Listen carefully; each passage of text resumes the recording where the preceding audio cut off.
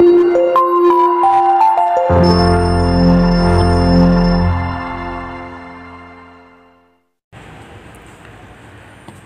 jas merah, ketemu lagi dengan Sir Alpen. Kali ini saya akan coba menjelaskan materi kita sejarah peminatan kelas 11.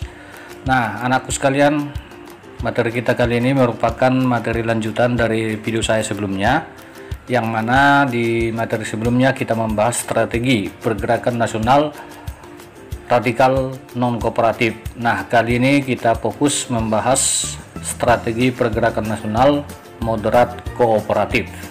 Nah, baik, langsung saja kita mulai.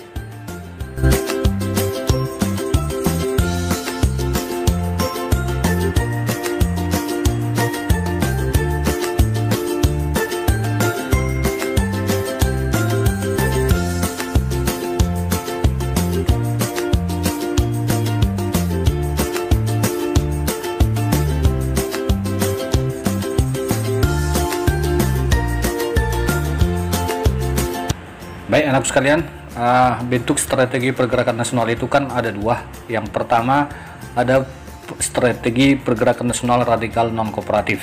Yang kedua adalah strategi pergerakan nasional moderat kooperatif.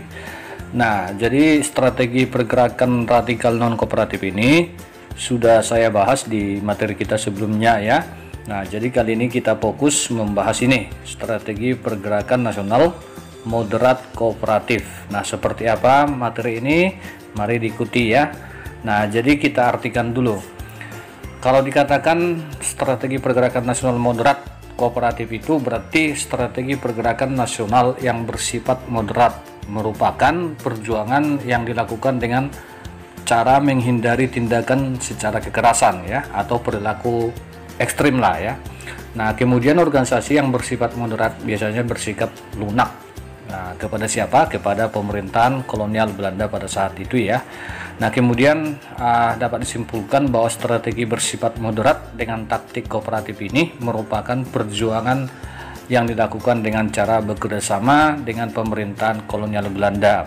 Untuk apa? Untuk menghindari tindakan kekerasan yang terjadi ya.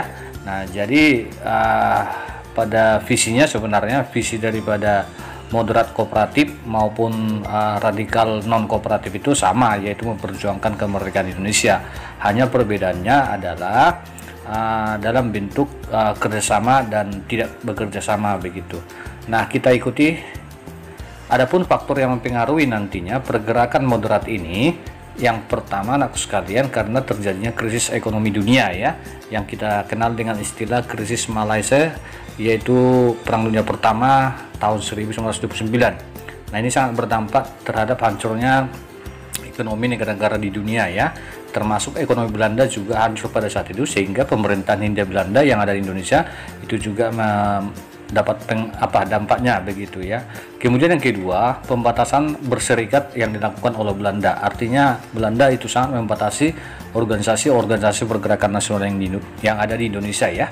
Nah, mereka takut nanti melakukan sebuah gerakan atau perlawanan. Yang ketiga, banyak tokoh pergerakan nasional yang ditangkap oleh Belanda, antara lain Soekarno ya, dan yang lainnya. Nah, ini banyak sekali tokoh-tokoh kita yang ditangkap, terutama tokoh-tokoh dari pergerakan nasional yang bersifat radikal non kooperatif ya. Itu yang saya jelaskan di materi sebelumnya. Cukup banyak yang ditangkap dan kemudian diasingkan ya tokoh-tokoh kita pada saat itu. Nah, oleh sebab itu maka nanti strategi ini memilih moderat kooperatif bersama dengan Hindia Belanda, pemerintahan kolonial Belanda ya.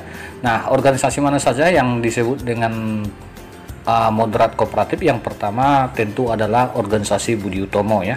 Nah, kita kenal bahwa organisasi Budi Utomo ini adalah salah satu organisasi pergerakan nasional yang pertama di Indonesia ya. Ini lahir 20 Mei 1908. Itu sebabnya hari kelahiran Budi Utomo ini kita peringati sebagai Hari Kebangkitan Nasional begitu ya anakku ya. Nah, jadi organisasi Budi Utomo ini nanti ditetapkan sebagai organisasi modern pertama di Indonesia ya. Nah, inilah tonggak awal pergerakan nasional di Indonesia. Nah, kemudian kita lihat pada awal berdirinya Budi Utomo ini bergerak di bidang pendidikan sebenarnya, sosial budaya, seperti mendirikan sekolah-sekolah Budi Utomo juga melakukan usaha untuk meningkatkan perekonomian ya. Nah, yang mana anggotanya itu masih dibatasi, yaitu suku Jawa dan Madura pada awalnya ya. Adapun nanti tujuan yang diemban organisasi Budi Utomo adalah kemajuan yang harmonis untuk nusa dan bangsa. Pada saat itu masih Jawa, Madura, Bali, dan Lombok begitu ya. Namun akhirnya nanti dengan perkembangan organisasi ini, maka ini merupakan organisasi yang terbuka jadinya ya. Nah, yang bergerak di bidang politik ya, terjadi pergeseran dari pendidikan ke bidang politik ya. Perubahan inilah nanti muncul karena adanya organisasi seperti contohnya Syarikat Islam ya, Indosipartis yang bergerak dalam bidang politik. Nah, kita lanjut. Apa sih peran daripada organisasi Budi Utomo dalam bidang politik? Nah, yang pertama dapat anak kami perhatikan bahwa Budi Utomo ini ikut duduk dalam komite Indiswibor atau panitia ketahanan Hindia Belanda ya. Nah, kemudian Budi Utomo ini juga mengusulkan pembentukan Volksraad ya, Dewan Rakyat maksudnya ya. Kalau sekarang kita kenal dengan DPR lah ya. Nah, maksudnya Budi Utomo ini memperjuangkan agar nanti orang pribumi, penduduk pribumi itu ada yang duduk atau yang mewakili di Volksraad itu ya. Kemudian yang ketiga, Budi Utomo berpartisipasi nanti untuk membentuk komite nasional ya, menghadapi anggota Volksraad. Nah, kemudian berperan aktif juga sebagai anggota Volksraad. Kemudian Budi Utomo mencanangkan program politiknya berupa keinginan mewujudkan pemerintahan parlementer yang berasas kebangsaan begitu ya. Nah, ini dia peran daripada organisasi Budi Utomo. Kemudian pada tahun 1927 Budi Utomo memprakarsai dan bergabung dalam pemufakatan perhimpunan politik kebangsaan Indonesia yang disingkat dengan P3KI ya. Nah, jadi selanjutnya nanti meleburlah ini menjadi PBI yang kita kenal dengan Persatuan Bangsa Indonesia yang berubah namanya menjadi Parindra, Partai Indonesia Raya ya. Nah, jadi pada tahun 1935 Budi Utomo secara resmi dibubarkan ya. Nah, begitu. Kemudian yang kedua, maka muncullah Parindra tadi, itu urutan rentetan sejarahnya ya. Partai Indonesia Raya. Nah, untuk mewujudkan kemerdekaan Indonesia itu, Partai Indonesia Raya ini melakukan berbagai program. Yang pertama melakukan pencerdasan secara politik, ekonomi, sosial kepada masyarakat ya pribumi. Kemudian menggalang persatuan kesatuan Indonesia, baik itu dari seluruh Sabang sampai Merauke tanpa memandang suku, agama, ras, pendidikan dan kedudukannya. Nah, ini perlu kita ingat anakku sekalian bahwa organisasi pada awalnya ini tidak memandang itu suku apapun, agama apapun ya. Mereka menginginkan hanya satu, yaitu persatuan dan kesatuan. Yang ketiga, membentuk dan menjalankan aksi besar ya hingga diperoleh pemerintahan yang demokratis nantinya ya. Nah, kemudian yang keempat, bekerja keras di setiap bidang usaha untuk meningkatkan kesejahteraan ya. Nah, baik itu di bidang ekonomi, sosial dan politik. Kemudian mengusahakan adanya persamaan hak ya dan kewajiban serta kedudukan dalam hukum bagi seluruh warga negara Indonesia. Nah, ini dia perjuangan daripada Parindra ya. Nah ya. Kemudian Parindra ini nanti untuk memperbaiki perekonomian rakyat, mereka membentuk yang namanya organisasi rukun tani, syarikat pekerja ya, kemudian menganjurkan swadesi ekonomi dan mendirikan Bank Nasional Indonesia. Nah, Kongres kedua dilaksanakan di Bandung itu 24 sampai 27 Desember 1938 ya. Karena saat itu Dr. Sutomo sudah meninggal, maka Kongres ini nanti memilih Wardiningrat untuk menjadi ketua partai ya. Nah, jadi dalam kongres itu diambil keputusan yang pertama menerima peranakan atau Indo ya menjadi anggota ya. Nah, berusaha keras mengurangi pengangguran, meningkatkan transmigrasi guna memperbaiki kesejahteraan begitu ya. Cukup banyak ya perjuangan mereka ya anakku ya. Nah, kita lihat organisasi yang ketiga disingkat dengan Gerindo atau Gerakan Rakyat Indonesia. Nah, awal mulanya Gerindo ini pembubaran dari Partindo ya, kalau anak kami ingat ya, 1936. Kematian Partindo mengakhiri pula keberanian organisasi nasional yang bersikukuh mengambil sikap keras menentang non-kooperatif dengan pemerintah Belanda. Nah, kemudian para petinggi Partindo nanti seperti Mr. Sutomo itu terus mencari celah agar perjuangan kemerdekaan itu dapat diteruskan begitu ya, ya. Nah, kemudian kita lanjut.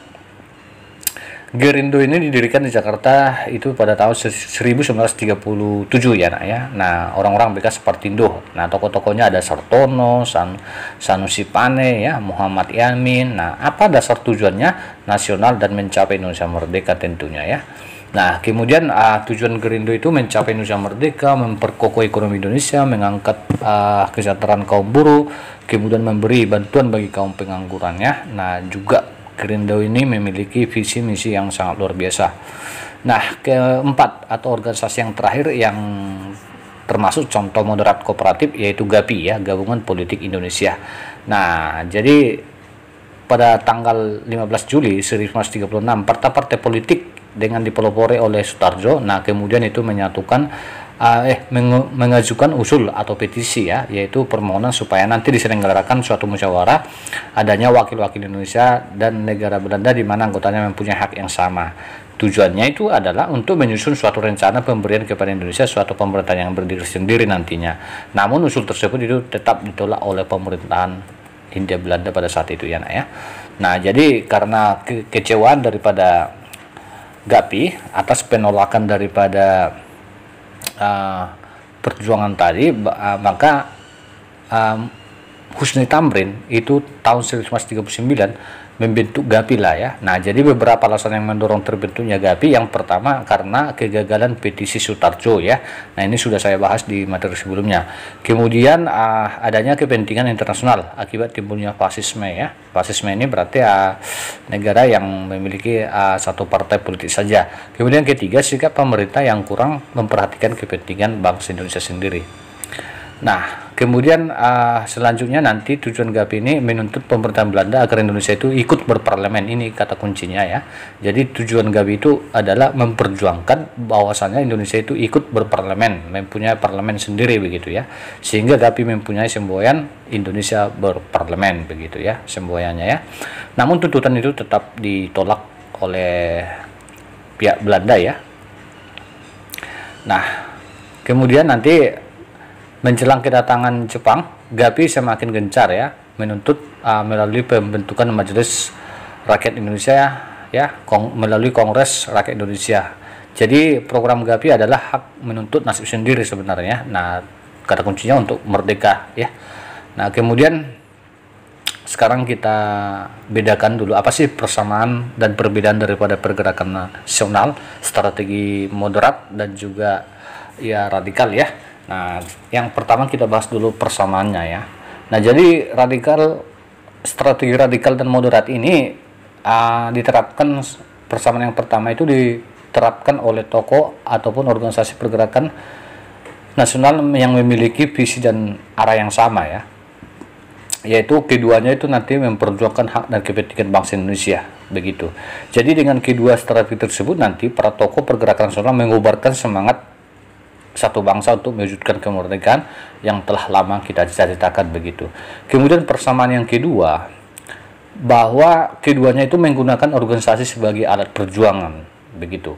Mereka menyadari bahwa perjuangan mencapai tujuan Indonesia itu harus diorganisir dan diselenggarakan secara modern. Artinya tidak lagi bisa mengandalkan sifat-sifat kedaerahan ya. Nah, seperti di perlawanan pada saat kerajaan-kerajaan begitu ya. Nah, kemudian yang ketiga, organisasi ini sama-sama berjuang secara nasional ya. Jadi kalau dikatakan secara nasional berarti tanpa memandang suku, ras, agama begitu ya. Bukan lagi bersifat kedaerahan, tapi secara nasional ya.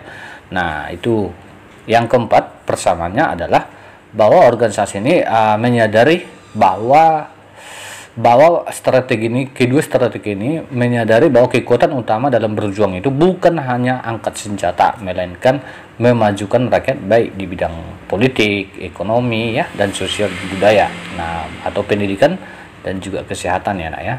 Yang kelima tadi perjuangan daripada semua organisasi pergerakan nasional tidak lagi bertumbuh pada kekuasaan seorang raja lagi ya atau sultan, tetapi beralih pada pemimpin tokoh, yakni tokoh agama, kaum terpelajar, tokoh pemuda, tokoh masyarakat. Artinya di sini bahwa perjuangan itu harus dilakukan secara bersama ya. Nah, itu sebabnya diutamakan persatuan dan kesatuan. Kemudian bagaimana perbedaan strategi pergerakan nasional? Tentu anak kami udah paham ya. Kalau radikal itu cenderung bersikap keras menentang pemerintahan kolonial ya, dengan cara ya melakukan pemogokan kerja misalnya ya. Nah, kemudian Sedangkan moderat itu dengan cara lunak ya, tanpa melawan. Nah, begitu. Yang kedua, strategi radikal, perbedaannya yaitu bekerja sama ya. Nah, kalau non kooperatif itu artinya tidak mau bekerja sama dengan pemerintah Belanda, sementara kooperatif itu mau bekerja sama gitu ya. Nah, kemudian perbedaan yang ketiga, kalau yang bersifat radikal itu cenderung menginginkan sebuah kemerdekaan secara politik. Namun sedangkan strategi moderat itu menginginkan kemerdekaan ekonomi terlebih dahulu ya. Nah, kemudian nanti dilanjutkan dengan kemerdekaan politik. Nah, itu perbedaan daripada kedua strategi tersebut. Kemudian yang terakhir, kalau organisasi bersifat radikal ini melakukan upaya berupa aksi-aksi massa, tuntutan keras kepada pemerintah Belanda, kecaman dan kritikan keras ya. Namun strategi yang digunakan oleh moderat kooperatif itu malah sebaliknya, yaitu melalui dewan-dewan rakyat bentukan Belanda ya, misalnya Volksraad gitu ya, mengusahakan perubahan ketatanegaraan, penghapusan perbedaan politik ya. Nah, ini dia perbedaan dan persamaan daripada strategi moderat dan juga radikal begitu ya anakku ya. Mudah-mudahan anak kami sudah memahamilah ya. Nah, terima kasih materi ini saya sampaikan, semoga dapat kalian pahami. Seperti itulah perjuangan daripada tokoh-tokoh kita untuk mencapai kemerdekaan kita. Jadi kata kuncinya, tidaklah kita akan seperti ini mencapai sebuah kemerdekaan tanpa dilandasi oleh pergerakan nasional yang menyadarkan seluruh rakyat Indonesia dari Sabang sampai Merauke, berbeda ras, suku, agama, golongan, itu semuanya menyatu. Nah, dan itu juga tugas kita ke depannya, sampai kapanpun kita harus menjaga persatuan dan kesatuan bangsa ini. Salam jas merah, semoga bermanfaat.